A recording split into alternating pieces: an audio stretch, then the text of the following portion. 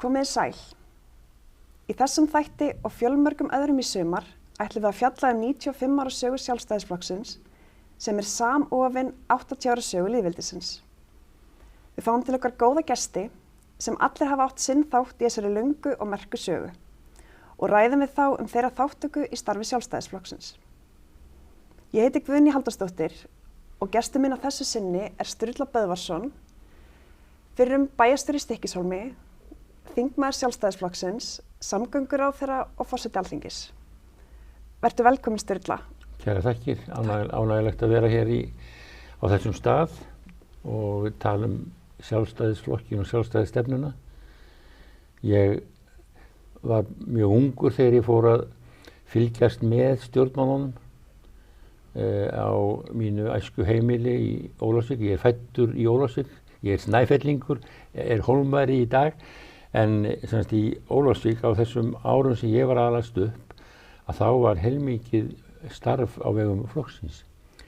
Faðir minn var í hreppsnefnd, kosinn á sínum tíma af sjálfstæðismönnum, og móðir mín var mjög félagslynd og hún var mikil áhuga manneskja framfarir í samfélaginu og þau bæði trúðu mjög á flokkin. Og ég hlustaði og var með eyrun opin þegar þingmenn kjördæmisins voru að koma, til dæmis eins og Sigurður Ágústsson úr Stykkishólmi, hann var þingmaður Snæfellinga, Jón Árnason af Akranesi og fleiri. Og ég fór strax, satt að segja, að hugsa stjórnmál þegar ég var að hlusta á þetta fólk og tala.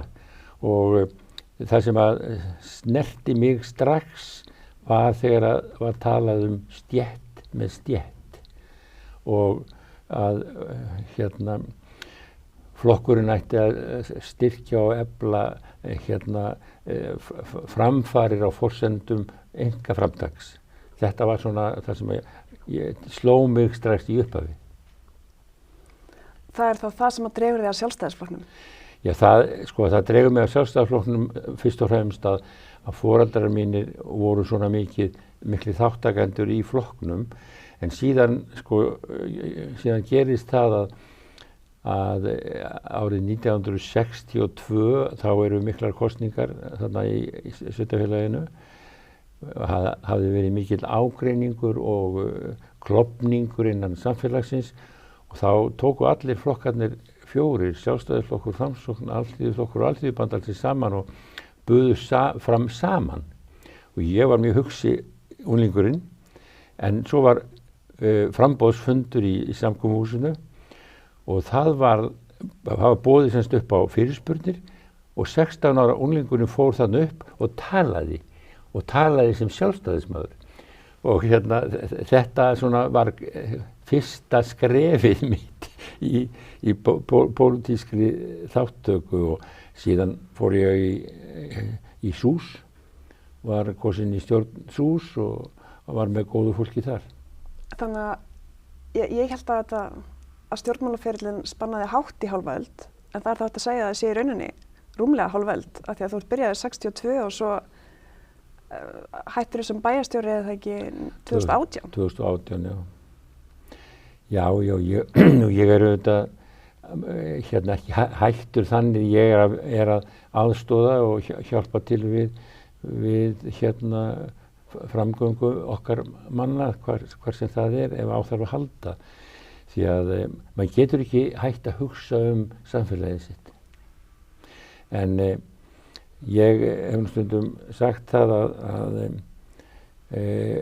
ég var undir miklum áhrifum auðvitað frá mínu umhverfi, en mér er alveg minnistætt að kynnast þessum forystumönnum sem voru eins og Birgir Ísleifur Gunnarsson og fleiri góðir menn sem voru í forystu fyrir SÚS þegar ég byrjaði.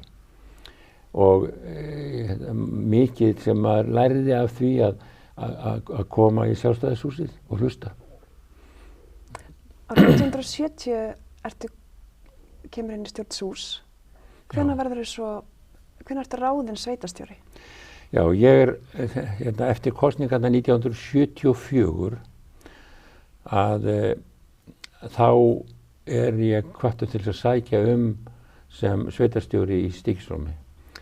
En það var þannig að ég var þá að vinna hér í Reykjavík. Ég vann á verkfræðistofu Sigurðar Thoroddsen sem byggingatæknifræðingur. Hafði áður verið að vinna með föður mínum, hann var byggingameistari. En þarna var ég sem sagt við tekniborðið hérna í Ármúlanum hjá Sigurður Thoroddsen. Þegar þeir koma úr Stykkishólmi, hérna vinir mínir, Ellert Kristinsson og Einar Sigfússon, þeir höfðu verið kosnir, ungir menn og voru með meirihluta og þeir semst hvetja mig til þess að sækja sem sveitarstjóri. Ég var nú mjög hugsi, var nú mjög undrandi, við höfðum ekki beint hugsað okkur að fara hérna tilbaka, en Hallgerður konan mín, það hittist þannig á að hún var upp á fæðingardeild Landspítalans og ég fór til hennar þar sem hún var að eiga Ásthildi dóttur okkar sem nú er bæjarstjóri og við tókum ákvörðun þarna á fæðingardeildinni að ég myndi sækja sem ég gerði og var ráðinn og þarna byrjaði ég lauk verkefnunum og starfinu hjá verkfræðistofunni í desember 74, fekk leyfi til að byrja 1. janúar í Stykkishólmi og þar var ég í langan tíma. Já, þú ert ekki kjörinn fulltrúi fyrir 1990, ekki satt? Jú, ég var alltaf í framboði sem bæjarstjóra efni. Já. Og við vorum náttúrulega með meirihluta í kosningunum 78 eftir að ég hef búin að vera hann í 4 ár, 82 og svo framvegis. En í kosningunum 1990 þá er tekin ákvörðun það að ég verði í framboði. Ágúst Bjartmars var oddviti flokksins þarna fyrsta kjörtímabili, síðan tók Ellert Kristinsson framkvæmdastjóri Trésmiðjunnar við og var oddviti og forseti bæjarstjórnar eftir að bæjarréttindi fengust. En ég er semst í framboði þarna 1990 sem fyrsti maður og Ellert í baráttusætinu sem var 4. sæti. Við unnum vel í þessu öllu saman enda var árangurinn slíkur og við fengum 70% atkvæða og fengum 5 bæjarfulltrúa af 7. Þetta var algjört einsdæmi og það er ekki mjög mörg sveitarfélög sem hafa búið við það að meirihlutin væri með 70% atkvæða. En í kjölfarið á þessu, og ég hafði svo sem ekkert hugsað mér að hætta, því að mér leið svo vel í starfi bæjarstjóra. Ég er svona framkvæmdamaður í mér og ég hafði mjög mikinn metnað og mikla ánægju af því að standa í framkvæmdum. Gatnagerðarframkvæmdum, byggja íþróttahús, byggja skóla og svo framvegis og byggja hótel og félagsheimili. Með þessu góða fólki og ég var svo heppinn og þess vegna er árangurinn svona mikill í kosningum að ég tel ekki bara vegna þess að frambjóðandinn standi sig heldur alltaf fólk sem hefur unnið með mér í þessum kosningum hefur unnið svo vel.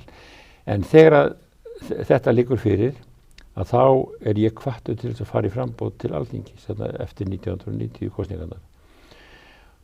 Og þegar að Friðjón Þórðarsson sem hafði verið þingmaður langan tíma og Valdimar Indriðason á Akranesi, góður vinur minn, að þeir tók ákvörðun að gefa ekki kost á sér, að þá gaf ég kost á mér í kosningunum 1991 og var kjörinn fyrsti þingmaður Vesturlandskjördæmis.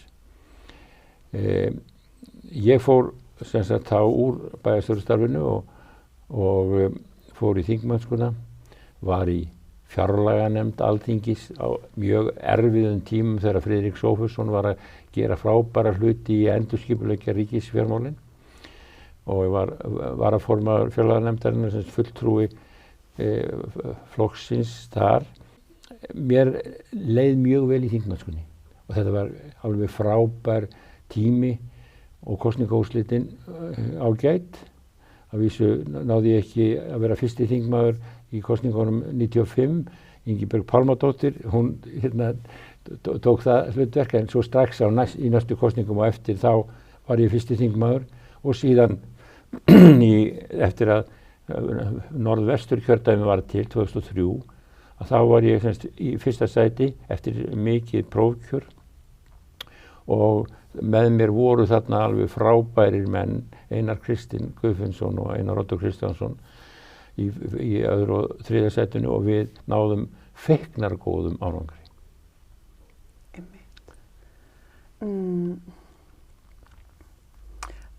Árið 1999 þá tekur við sem samgönguráðherra.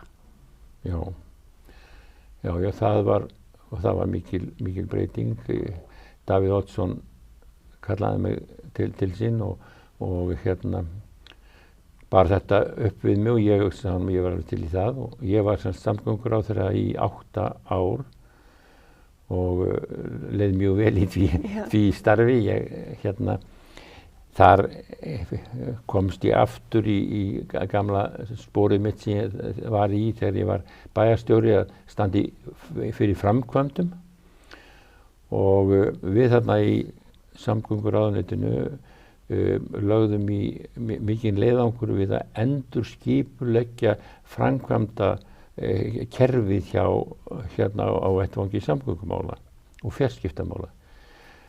Og ég held að það hafi verið mjög farsælt að við fengum samþykkt lög fjarskipta áætlun, samgöngu áætlun þar sem vegir, hafnir, flugvellir voru allt saman og þessar og svo aftur ferðamála áætlun. Ég held að þetta hafi gefið mjög góða raun að stilla löggjöfinni svona upp að við erum að gera traustar áætlanir það sem við ætluðum okkur að gera. Féllu þá ferðamálin? Ferðamálin voru undir samgönguráðuneytinu. Einmitt, ok. Og Magnús Oddsson var ferðamálastjóri og við áttum mjög gott samstarf og góðir vegamálastjórar sem ég vann með, síðast Jón Rókaldsson. Og þetta var alveg einstakur tími framkvæmda og framfara. Auðvitað voru mál eins og salan á símanum mjög erfið. Það var mikil samstaða innan stjórnarflokkana að selja símann. Það var náttúrulega stefnt að því og það lá fyrir að það yrði að koma á samkeppni á fjarskiptamarkaði. Þannig að það var talið algjörlega útilokað að ríkið væri með rekstur á vegum Símans í samkeppni við önnur fyrirtæki og þess vegna var tekin ákvörðun að selja Síman, en þetta var mjög mikið deilumál og ekkert launungamál það, en ég held að það hafi verið farsæl breyting að selja Síman og leggja hins vegar meiri áherslu á eins og byggja upp faræstrenginn í samstarfi við Færeyinga. Þannig að flutningsgeta fjarskiptana til landsins væri efld og síðan að flutningsgetan innanlands, fjarskiptakerfið innanlands yrði sem öflugast. Þannig að þú gætir verið með þinn síma út allt land, upp fjöll og finnindi. Og það var það sem við lögðum svo mikla áherslu á að gera. En þetta voru enga síður að mörguleyti mjög erfiðir tímar í samgönguráðuneytinu, en mjög að mínu áliti ánægjulegir vegna þess að við náðum svo mörgu fram. Mér mjög minnistætt til dæmis þegar ég kom í samgönguráðuneytið og þá var Egill Jónsson frá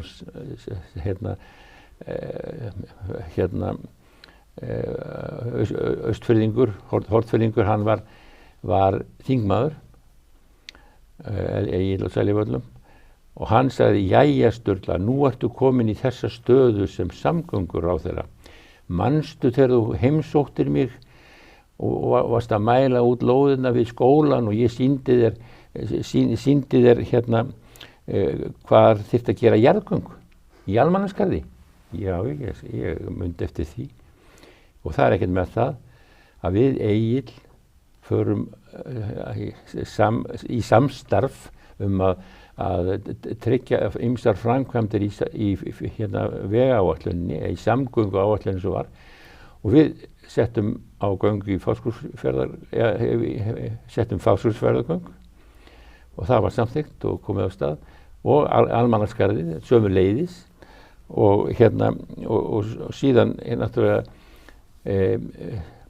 voru Siglufjarðargöngin sem ég kallaði, og sett af stað á mínum tíma, og síðan voru það göngin til Bolungarvíkur sem var mér alveg sérstakt ánægjuefni vegna þess að á fyrsta fundinum sem Einar Kristinn Guðfinnsson sat í ríkisstjórn, að þá lagði ég fram tillögu að það yrði sett jarðgöng á samgönguáætlun til Bolungarvíkur, og það var samþykkt. Þannig að þessi jarðgangamannvirki voru sett af stað þarna á þessum tíma og sum kláruðust, og svo náttúrulega ótalmargt annað í vegagerð og þvílíku, þannig að ég naut þess mjög að vera í samgönguráðuneytinu og koma á stað framkvæmdum. En mér finnst vanta kjördæmapotið. Hvað gerðirðu fyrir Snæfellsnesið? Já, það ég hef stundum haft gaman af því að þegar Halldór Blöndal fyrrverandi samgönguráðherra sagði við mig: Sturla, þú heldur að hringvegurinn sé Snæfellsnes. Og það var svo sem margt til í því vegna þess að á þessum tíma að það var náttúrulega tókst að koma á framkvæmdum á Vesturlandi. Það var meira og minna allt vegakerfið, malarvegakerfi, þegar ég tók við. En við lögðum nýjan veg yfir Vatnaleið, yfir Snæfellsnes fjallgarðinn, sem að gjörbreytti Kerlingarskarðið sem var aðalleiðin, alltaf ófæru völdnar meira og minna, Vatnaleiðarvegur, brú yfir Hraunsfjörð og Kolgrafafjörð, þannig að vegtenging á milli, Ólafsvíkur, Grundarfjarðar og Stykkishólms, sem að lagði grunninn að því að við gátum sett upp fjölbrautaskólann í Grundarfirði eftir að vegakerfið var orðið þannig að það var hægt að láta unglingana fara á milli í skóla á milli staðana, og síðan voru náttúrulega fullt af brúar, mannvirkjum og vegurinn fyrir Jökul og svo framvegis sem að ég gat komið áfram ásamt með mörg öðrum all land. Tvöföldun Reykjanesbrautarinnar til dæmis. Ég var í miklu samstarfi við Suðurnesjamenn tvöföldun Reykjanesbrautarinnar sem að var þá mikil þörf á að setja af stað. En hvernig var það með flugvöllin í Reykjavík? Já, Reykjavíkurflugvöllur hefur verið lengi deilefni, og ég lagði mikla áherslu á að hann yrði áfram. Þegar ég tók við þetta sem ráðherra þá var flugvöllurinn var mikil þörf á endurbótum, og við fórum í þær endurbætur, og leið hófst slagurinn flugvöllurinn ætti að vera áfram eða ekki. Og það voru haldnir fundir og með borgarstjórum og fleirum og mikil hávaði og leiti, en flugvöllurinn er enn og ég vona hann verði þarna.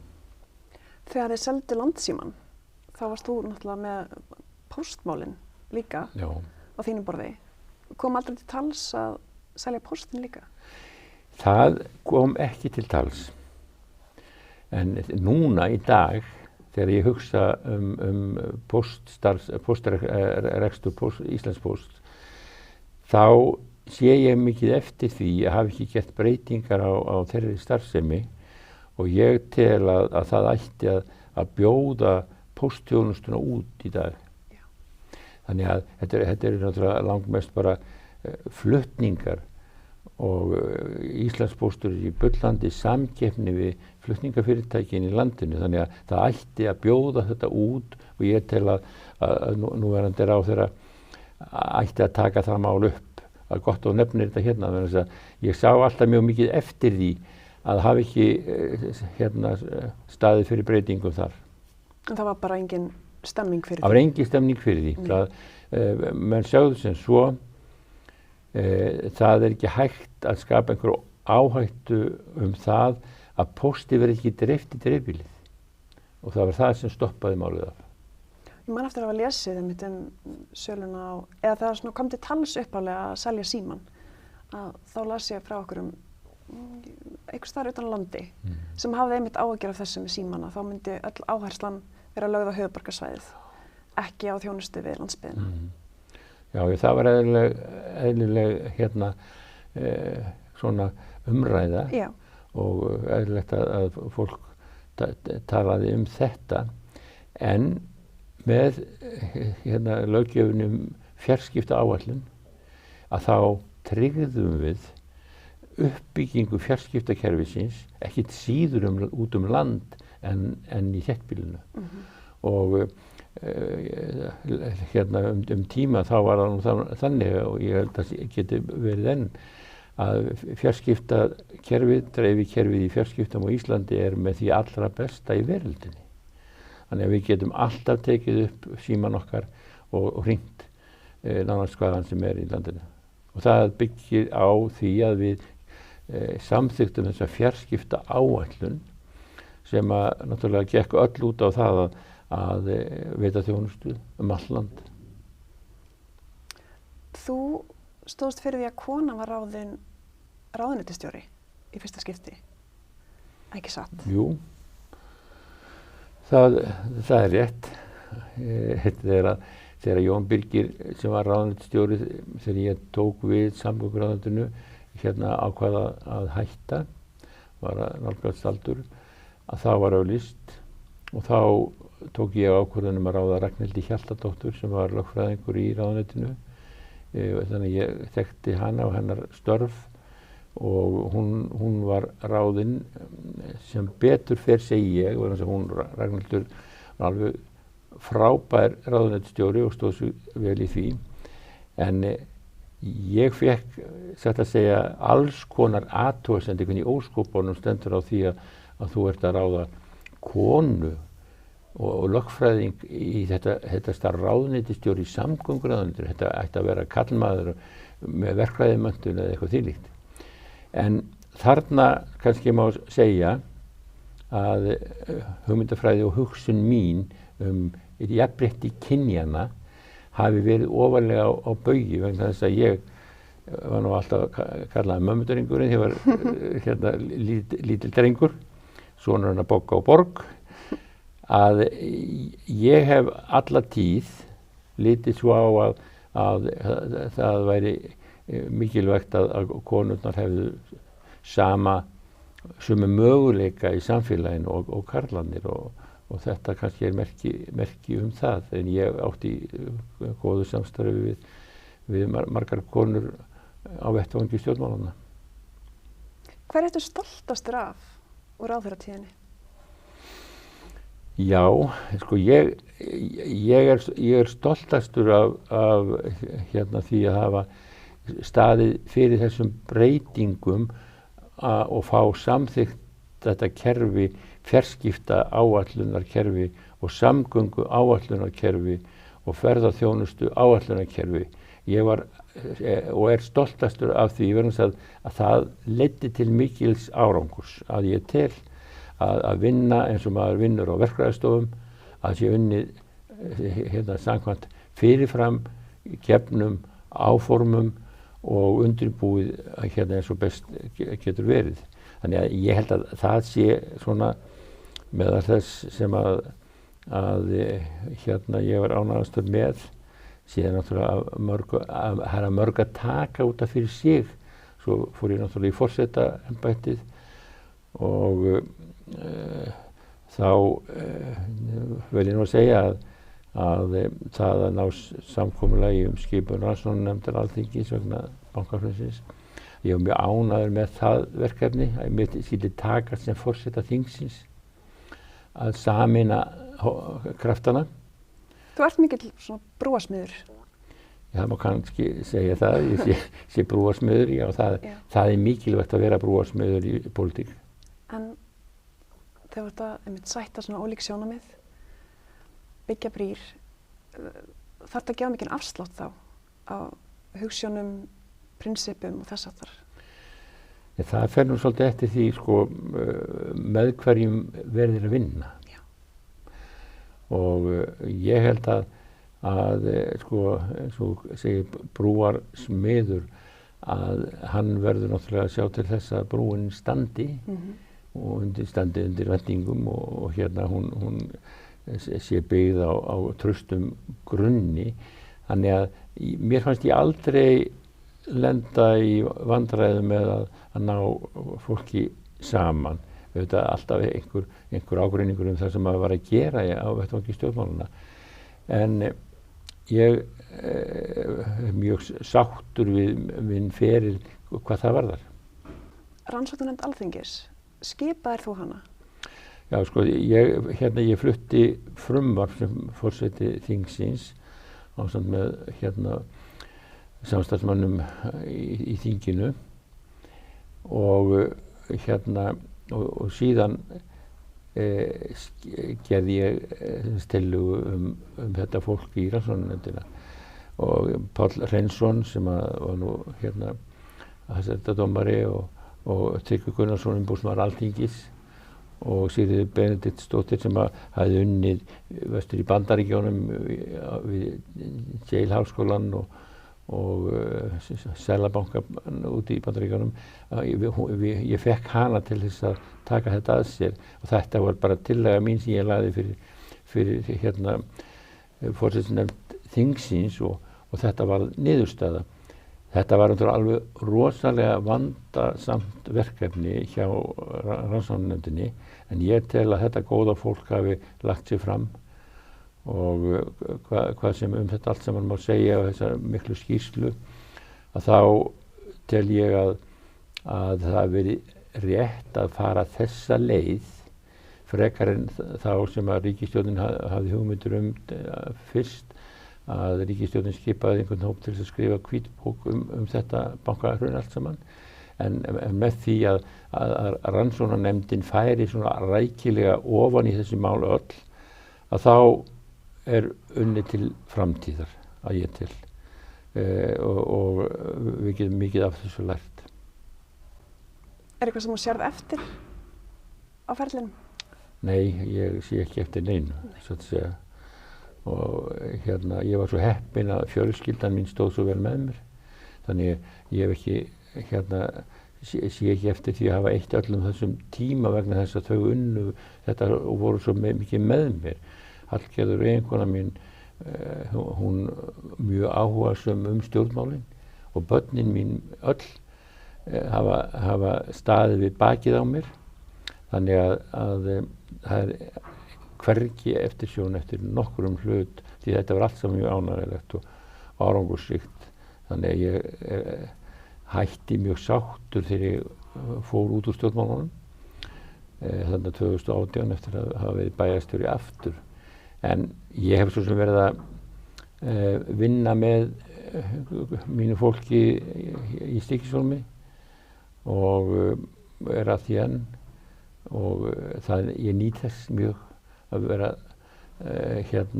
treyst til þess að sinna tilteknum verkefnum og núna kalla ég mig ráðgjafa. En þú steigst út 2009 og kemur svo aftur inn 2014. Já, sko, ég hætti á Alþingi þannig að þegar allt sauð í þinginu 2009 og fór þá í önnur verkefni. Var þetta ritstjóri með Árna vini mínum Emilssyni, við vorum ritstjórar